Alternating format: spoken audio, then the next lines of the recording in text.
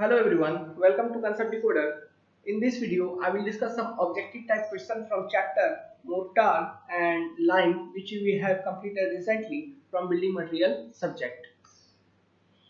So question number 1. In masonry, bricks are joined together by cement mortar. Cement mortar adhere more effectively to brick surface than any other material. Okay, आप एक चीज ध्यान रखना, जो कोई भी mortar हो जिसका कंप्रेसिव स्ट्रेंथ ज्यादा होगा तो उसका बॉन्डिंग भी वो तगड़े टाइप से करेगा, वो अच्छे टाइप से करेगा। लाइम मोर्टार का भी एडहेरिंग प्रॉपर्टी अच्छा होता है, लाइम मोर्टार सॉफ्ट होता है। लाइम मोर्टार को हम इसलिए सॉफ्ट स्टोन के साथ काम करने के लिए ज्यादा प्रिफर करते हैं, जैसे कि हिस्टोरिकल बिल्डिंग्स, हिस्टोरिकल स्ट्रक्चर्स है ना, उनके रेस्टोरेशन के लिए, उनके कंजर्वेशन के लिए लाइम मोर्टार का यूज किया जाता है। सो वेल यहाँ पे जो फिलहाल असर्शन गिवन है और उसका जो रीजन आर गिवन है, ये दोनों सही है और इसका करेक्ट ऑप्शन होगा ऑप्शन ए, मींस रीजन भी सही है। Question number next, surkhi is added to lime mortar to impart hydraulicity. Hydraulicity is the property by which it can set underwater. Mortar for which both cement and lime are mixed is called as gauged mortar, या फिर इसको composite mortar भी आप कह सकते हो। Okay, गाउज्ड mortar या फिर कंपोजिट मोर्टार या फिर लाइम सीमेंट मोर्टार, कुछ भी कह सकते हैं। The maximum bulking of sand is likely to occur at a moisture content of, इसका आंसर होगा 5%। ओके, इसका एक टेबल देता हूं, एक रफ आइडिया है, एक जनरल टेबल है कि at 2% moisture content by weight जो आपका बल्किंग होगा it will be 15%, 3% it will bulking will be 20%, okay, 4% bulking will be approximately 25%, 5% bulking will be approximately 30%। ये एक रफ आइडिया है, जनरल आइडिया, ये डेटा फिक्स नहीं है। हाँ, जो बल्किंग का रेंज है वो किसी भी सैंड में 20% से लेके 40% तक हो सकती है, with in A moisture content range of 4 to 8% और 5 to 8%, ऐसे कह लो 5 to 8% या फिर 4 to 8% कह लीजिए। ठीक है, अगर इस रेंज में मॉइस्चर कंटेंट होगा तो बल्किंग आपका इस रेंज में हो सकता है 20 to 40%। और जो बल्किंग की जो कंसेप्ट है ये सबसे ज्यादा किसमें होगी, फाइन सैंड में होगी। Okay, as compare to coarse sand, fine sand में ज्यादा बल्किंग होगा। Next question, match the following type का क्वेश्चन है, इसको मैच करिए। सो मतलब किस प्रोपोर्शन में आपका यूज किया जाता है ये सारे चीजें। ओके, सो इसका हमने आपको एक टेबल बनवाया था। आप टेबल को अगर आपको ध्यान में है तो आप यहाँ पे डायरेक्टली क्लिक कर सकते हो कि जो सीमेंट मोर्टार है इसका जो प्रोपोर्शन होगा वो क्या होगा, मतलब फॉर प्लास्टरिंग वर्क इसका जो प्रोपोर्शन होगा इट विल बी 1:4। ओके, तो बी का आपका ऑप्शन क्या होगा, बी का 1:4 मतलब 1। ठीक है, बी का 1। फिर आपका नॉर्मल ब्रिक मैसनरी के लिए 1:6। ओके, 1:6, तो ब्रिक मैसनरी के लिए 1:6 मतलब ए का आपका हो जाएगा 3 plus C cement mortar for grouting the rocks. अभी मतलब एक तरह से पॉइंटिंग वर्क है, रॉक में अगर पॉइंटिंग वर्क करोगे तो याद रखना ये पॉइंट शायद हमने लिखवाया नहीं होगा। सीमेंट मोर्टार का जो प्रोपोर्शन आप यूज करोगे इट विल बी 1:4, मतलब सी का होगा आपका 4, तो ऑप्शन नंबर सी इसमें करेक्ट होगी। तो इसको याद रखिएगा, ये पूछा जा सकता है फिर कभी भी एसएससी जेईई में या फिर यूपीएससी में। क्वेश्चन जनरली रिपीट नहीं होता लेकिन फिर भी पूछा जा सकता है, कोई बड़ी बात नहीं है। Next question, question number 8, consider the following statement regarding cement mortar. Silicate type cement resistant mortar has good resistance to hydrofluoric acid. Sulfur type chemical resistant mortar has poor resistance to alkalis. Third, the interior surface of a building may be plastered with cement mortar containing cement and sand in ratio of 1:6. Which of the following statement are correct? अभी देखो इस तरह के question को कैसे answer करना है, elimination concept.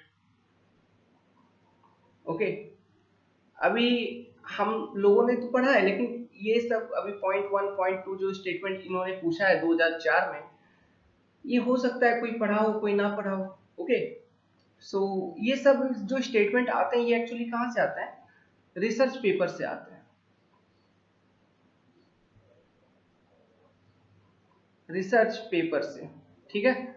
सो ये सब स्टेटमेंट कोई भी नहीं जानता, कोई भी नहीं जानता। तो इस तरह के क्वेश्चन अगर आए आपके एग्जाम में, तो आप अगर मान लो कोई भी स्टेटमेंट आपको कुछ उतना समझ में नहीं आ रहा है, तो उसमें गलत स्टेटमेंट कौन सा है फाइंड आउट करने का कोशिश करो, ठीक है, ओके। और ऑप्शन को चेक करने का कोशिश करिए। तो यहाँ पे ऑप्शन में क्या दिया, which of the following statement are correct, 1 2 3 तीनों सही है, 1 2 सही है, 2 3 सही है, 1 3 सही है, ठीक है, इस कॉम्बिनेशन में दिया गया है। अभी हमको पता है कि यहाँ पे प्लास्टरिंग वर्क ये तो नॉर्मल आपको ध्यान में होना चाहिए, ठीक है, इसलिए हमने इसका टेबल पढ़ा। तो अभी अभी हमने देखा 1:4, तो स्टेटमेंट 3 गलत है। तो स्टेटमेंट 3 अगर गलत है तो ऊपर का बाकी दोनों सही होगा, 1:2 का ऑप्शन है बी। समझ में आप, इस तरह का कंसेप्ट को एलिमिनेशन कंसेप्ट को यूज करके करना होता है। प्लस जो स्टेटमेंट यहाँ पे मिल जाते हैं आपको इस तरह के क्वेश्चन में, इन स्टेटमेंट को एक नोट बना के लिख लिया जाता है। तो इसको एक नोट बना के लिख लो अपने नोट्स में, जहां पर हमने सीमेंट के बारे में पढ़ाया था।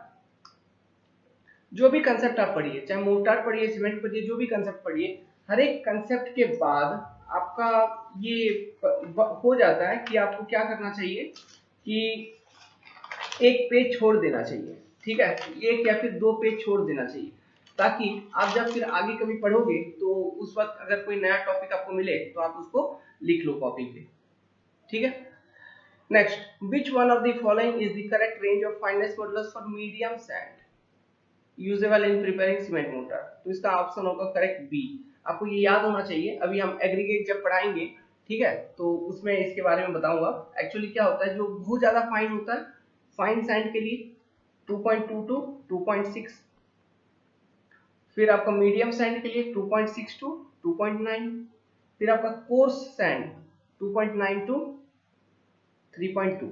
अब ये फाइननेस मॉडुलस क्या है, इसको कैलकुलेट करना कैसे कैलकुलेट किया जाता है, ये एक्चुअली सीव एनालिसिस को करके कैलकुलेट किया जाता है, ठीक है। ये क्या रिप्रेजेंट करता है, it generally represent the mean size of the particles, mean size of the sand grain. तो जो पार्टिकल जितना बड़ा होगा उसका फाइननेस मॉडुलस उतना ज्यादा होगा। तो यहाँ पे देख रहे हैं फाइन सैंड का फाइननेस मॉडुलस कम है as compare to coarse sand, ठीक है, ये तो सैंड का बात हो गया। तो एग्रीगेट्स का फाइननेस मॉडुलस और भी ज्यादा होगा, तो वो जनरली 5 के ऊपर होता है, 5.2 5.5 5.6, इस तरह से एग्रीगेट का फाइननेस मॉडुलस होता है, कोर्स एग्रीगेट का, है ना। तो फाइननेस मॉडुलस निकालने का कांसेप्ट जो है इसको हम डिस्कस करेंगे जब एग्रीगेट पढ़ाएंगे। और एग्रीगेट बस नेक्स्ट वीडियो आने वाला है, इस वीडियो के बाद नेक्स्ट वीडियो जो आपको मिलना शुरू होगा वो एग्रीगेट पर ही मिलना शुरू होगा। नेक्स्ट क्वेश्चन पढ़िए, consider the following statement, cement mortar richer than 1:3, cement mortar richer than 1:3 are not used in masonry work because there is no gain in strength of masonry, there is high shrinkage, they are prone to segregation. Which of these statements are correct? 1 2 3 1 2 2 3 1 and 3 only. इनमें से कौन सही है? आपको लग रहा होगा तीनों सही है, लेकिन ये तीनों यहाँ पे सही नहीं है। तो यहाँ पे कौन सही होगा? यहाँ पे सही होगा आपका पहला और दूसरा, ठीक है। हम प्लास्टरिंग वर्क के लिए जनरली क्या यूज करते हैं, सॉरी प्लास्टरिंग मैसनरी वर्क के लिए जनरली किस रेशियो में यूज करते हैं? 1:4, ठीक है, 1:3 या फिर 1:4, इससे ज्यादा यूज नहीं करते। कहने का मतलब वी विल नॉट यूज 1:2 या फिर 1:1। ओके, हाई स्ट्रेंथ हम यूज नहीं करेंगे। इसको यूज करने से क्या होगा, आपका मैसनरी में कोई ज्यादा स्ट्रेंथ की गेन नहीं होगी, ठीक है। जो स्ट्रेंथ आपको 1:3 में मिलेगा वही लगभग स्ट्रेंथ आपकी मैसनरी की, ओवरऑल मैसनरी का बात कर रहे हैं। हाँ, 1:1 जो मिक्स है ये रिच मिक्स है, ये यूज करोगे तो इस मोर्टार का तो स्ट्रेंथ ज्यादा होगा ही, लेकिन ओवरऑल मैसनरी का स्ट्रेंथ वही रहेगा जो आप 1:3 को यूज करके आप कंस्ट्रक्ट करोगे, है ना। तो इसलिए कह रहा है there is no gain in strength for masonry, बहुत इंपॉर्टेंट पॉइंट है, okay. Next, there is high shrinkage, obviously strength बढ़ेगा, श्रिंकेज ज्यादा होगा क्योंकि वो जल्दी जल्दी सेट होगा, जल्दी जल्दी उसमें श्रिंकेज भी होगी, ज्यादा पानी चाहिए, ज्यादा पानी इवोपरेट होगी, श्रिंकेज भी जल्दी ज्यादा होगी। They are prone to segregation. ये सेग्रीगेशन क्या है, I will discuss in concrete when I will tell you about concrete. तो ऐसा नहीं है, ओके, इसका मिक्स से कोई रिलेटेड नहीं है सेग्रीगेशन का। सेग्रीगेशन मतलब क्या है एक्चुअली, एग्रीगेट का, ओके, फिर आपका जो वाटर है या फिर सीमेंट है, ये तीनों एक दूसरे से अलग अलग हो जाएगा तो उसको हम सेग्रीगेशन कहते हैं। तो उसका इन सब से कोई रिलेशन नहीं है, इसका प्रोपोर्शन से कोई रिलेशन नहीं है, इतना ध्यान रखना। It is not related to proportion, not related to proportion. So आपका करेक्ट ऑप्शन क्या होगा? B. Next question 11. Consider the following statement. Bricks in masonry are bound by mortar. Second, mortar makes brick dam proof. Strength of brick in masonry is improved by plastering. Addition of lime improves workability. Marine construction need sulfate resistant cement mortar. Which of the above statement are relevant for cement mortar? मतलब ये जो 5 statement दिया है, इनमें से कौन सा statement cement mortar के लिए लागू होता है? ठीक है, ये आपको बताना है।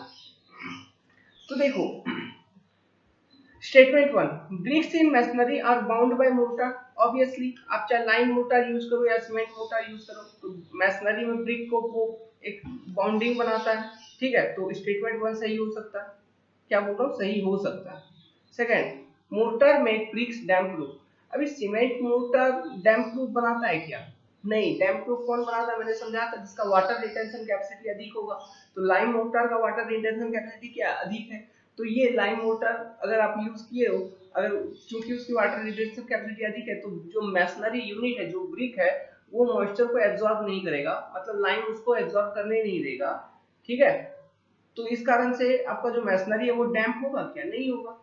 यहाँ पे डीपीसी की बात नहीं कर रहा है। डैम्प प्रूफ कोर्स मोर्टार को यूज करके हम बनाते हैं। डीपीसी बनाने के लिए जो हमारा जो सीमेंट मोर्टार का जो प्रोपोर्शन है वो 1:2 होता है। याद रखिएगा, ये क्वेश्चन भी पूछा जा सकता है। तो ये डीपीसी का बात नहीं कर रहा है, ये बात कर रहा है कि आप जनरल मोर्टार अगर मैसनरी में यूज किए तो वो उसको डैम्प प्रूफ बनाएगा, तो ऐसा नहीं है। ठीक है, क्योंकि सीमेंट मोर्टार की वाटर रिटेंशन कैपेसिटी काफी कम होती है। तो स्टेटमेंट 2 गलत है। मतलब सीमेंट मोर्टार से रिलेटेड नहीं है, ये कहीं ना कहीं लाइम मोर्टार का बात कर रहा है। Third, strength of brick in masonry is improved by plastering. Strength of brick in masonry is improved by plastering. Strength of brick in masonry is improved by plastering नहीं। प्लास्टरिंग का जो main objective है वो क्या है? To cover the defective workmanship. अगर कोई गंदा काम हुआ है, मतलब दीवार अच्छा नहीं दिख रहा है, तो उसका लुक, एक प्रॉपर लुक देने के लिए या फिर उसकी ड्यूरेबिलिटी को इंक्रीज करने के लिए, है ना, तो हम उसको प्लास्टर कर देते हैं। लेकिन कोई अलग से स्ट्रेंथ नहीं प्रोवाइड करता है प्लास्टरिंग ब्रिक मैसनरी में। जो प्रोवाइड करना है वो जो मोर्टार आप जॉइंट बनाने के लिए जो मोर्टार आप प्रोवाइड करते हैं वही प्रोवाइड कर देता है। तो स्टेटमेंट नंबर 3 कुछ रेलिवेंट नहीं लग रहा है। तो अब तो मिल गया आपको। Addition of lime mortar improves workability, बिल्कुल ये बात सही है, लागू करता है। Marine construction needs sulphate resistant cement mortar, ये बात लागू करता है। तो आपका कौन कौन से बात लागू करेंगे सीमेंट मोर्टार के लिए? 1, 4, 5, option number C. So next question, question number 1, ये लाइम से क्वेश्चन है। Fat lime, hydraulic lime, quick lime, non hydraulic lime, calcium dolomitic stone, calcium limestone, kankar, sea shell. Match the following करना है, कौन कहां से बनता है। तो फैट लाइम ए का 4 हो जाएगा। समुद्र से जो मतलब लाइमस्टोन मिलती है, जैसे समुद्री जीव की मतलब ऊपरी कवच, उसमें भी लाइमस्टोन होती है, उसको यूज करके फैट लाइम बनाया जाता है, हमेशा ध्यान रखिएगा। बी, हाइड्रोलिक लाइम कंकर को यूज करके बनाया जाता है। तो बी का 3, ए का 4, बी का 3। तो ए का 4 हो गया, बी का 3। तो इससे कौन कौन सा ऑप्शन है? बी है और डी है। याद रखना, नॉन हाइड्रोलिक लाइम जो है ये जो बनाई जाएगी, ये आपका बनाई जाएगी यूजिंग डोलोमिटिक स्टोन। ठीक है, तो आपका डी का हो जाएगा 1। तो बच गया आपका हाइड्रोलिक लाइम, नहीं सॉरी क्विक लाइम, जो कि होगा लाइमस्टोन की कैल्सिनेशन से। तो option number B will be correct. Next question, masonry in rich cement mortar, though having good strength with high shrinkage, is much liable for surface crack. Lime mortar possesses poor workability and poor water retentivity, also suffer high shrinkage. Masonry in lime mortar has better resistance against rain penetration and is liable to less crack when compared to masonry in cement mortar. इनमें से कौन सा statement सही है? ठीक है, तो obviously जो स्टेटमेंट 2 है ये गलत है और ऊपर का बाकी दोनों सही है। One of the main demerit of using lime mortar is that it is not durable। गलत, सालों से टिका हुआ है आज तक स्ट्रक्चर उसकी। Does not set quickly, swells, plastic. Plastic क्या ये डीमेरिट है क्या? नहीं, ये तो एडवांटेज है ना, वर्केबिलिटी। स्वेलिंग होता है इसलिए तो वो सॉफ्ट हो जाती है, तो ये भी एक एडवांटेज है। Does not set quickly, ये सबसे बड़ा डीमेरिट है, इसलिए तो आजकल हम सीमेंट को यूज करते हैं क्योंकि उसमें हाइड्रेशन प्रोसेस के थ्रू से वो जल्दी सेट हो जाता है। Why lime is added to cement slurry for the top coat of plastering? Well, ये जनरली स्ट्रेंथ को इम्प्रूव करने के लिए, इसका जनरल पर्पस है, बेसिक मकसद जो है स्ट्रेंथ ऑफ प्लास्टर को इम्प्रूव करने के लिए हम लाइम ऐड करेंगे। ठीक है, प्लस आप लाइम सीमेंट मोटर वगैरह ऐड करते हो उसका वर्केबिलिटी भी बढ़ती है, उसका ड्यूरेबिलिटी भी बढ़ती है। लेकिन लाइम अगर आप सीमेंट मोटर में ऐड करते हो उसका कंप्रेसिव स्ट्रेंथ जो है प्लास्टर की वो थोड़ा मोड़ा बढ़ती है। Slaking of lime is a simple सी बात है, एक्सोथर्मिक रिएक्शन, क्योंकि बहुत सारा हीट इवॉल्व होता है, बाहर निकलता है। Use of lime mortar is generally preferred to cement mortar. Cement lime mortar has higher workability and retentivity characteristics than cement mortar. ये असर्शन भी सही है, इसका रीजन भी सही है, तो ऑप्शन ए उसका सही होगा। Lime mortar is able to retain bond with masonry unit and be free from cracks. Lime mortar undergo only negligible volume change after setting and initial shrinkage.